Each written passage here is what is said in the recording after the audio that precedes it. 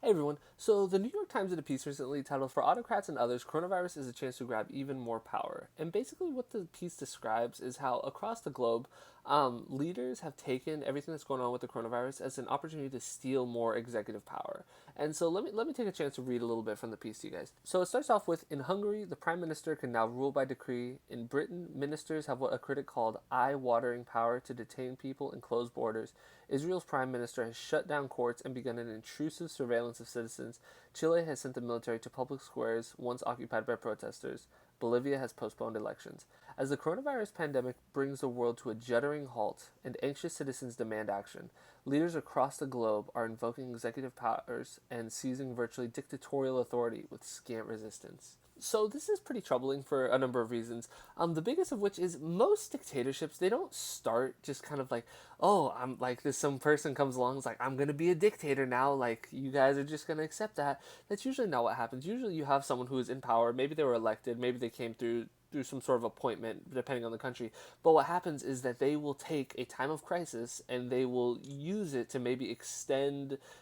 Take for example, like a president. A president, they were elected, and then a time of crisis, they're like, okay, well, we can't hold the next election. We're gonna have to push it back a year or whatever because of everything that's going on. And so they push it back a year, and he's like, oh, okay, we're gonna have to push it back another year, and then we have to push it back another year, and then eventually the person's just ruling forever. So it's situations like that usually are where dictators kind of spring from. And so obviously that's not going to be the case in all of the countries that I'm going to describe, but it is something that we should be a little bit worried about. So the piece describes a couple specific examples, and I'm going to describe them for you guys. In the United States, the Justice Department asked Congress for sweeping new powers, including a plan to eliminate legal protections for asylum seekers and detain people indefinitely without trial. After Republicans and Democrats balked, the department scaled back and submitted a more modest proposal.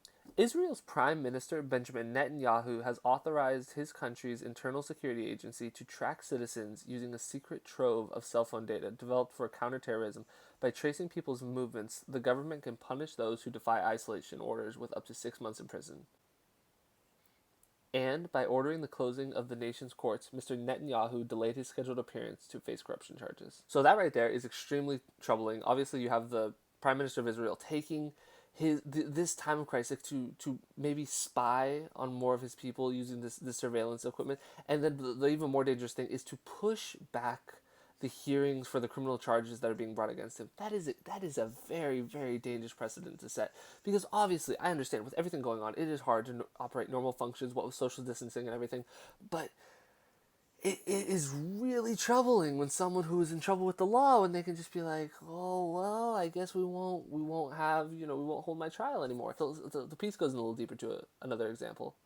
The pandemic has also disrupted planned elections. This month, Bolivia suspended a much anticipated presidential election that had been scheduled for early May. A disputed election last year set off violent protests and forced President Evo Morales to resign.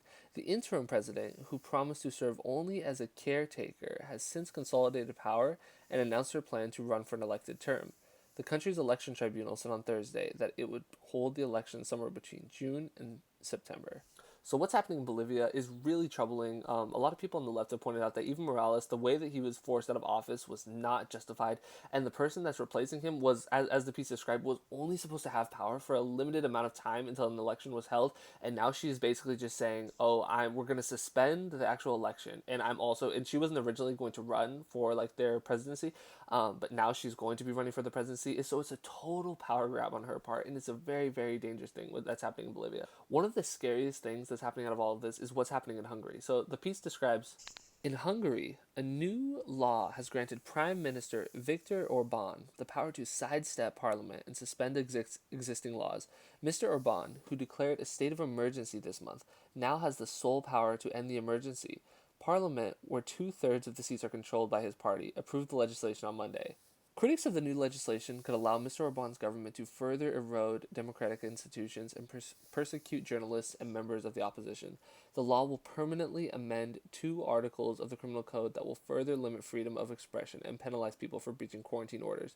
It will also suspend all elections and referendums.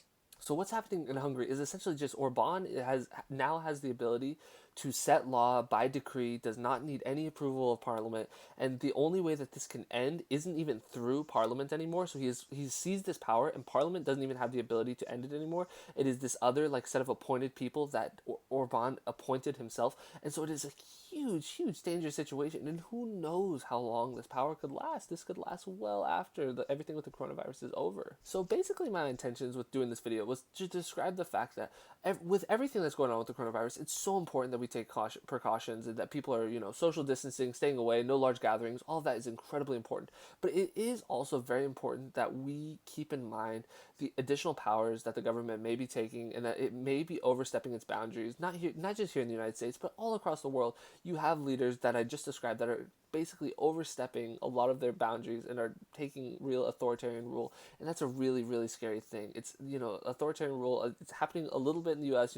I described a little bit of an example of something happening in the US, but especially in places like Hungary, Bolivia, that's really scary stuff. So I just think it's something that we should always keep in mind, especially when we're going through times of crisis. Anyway, I really hope you guys enjoyed this video. There's a lot of reading, but I really hope you guys enjoyed it. If you disagreed with anything I said, please make sure to leave a comment down below. But if you enjoyed the video, make sure to like and subscribe, and have a great day.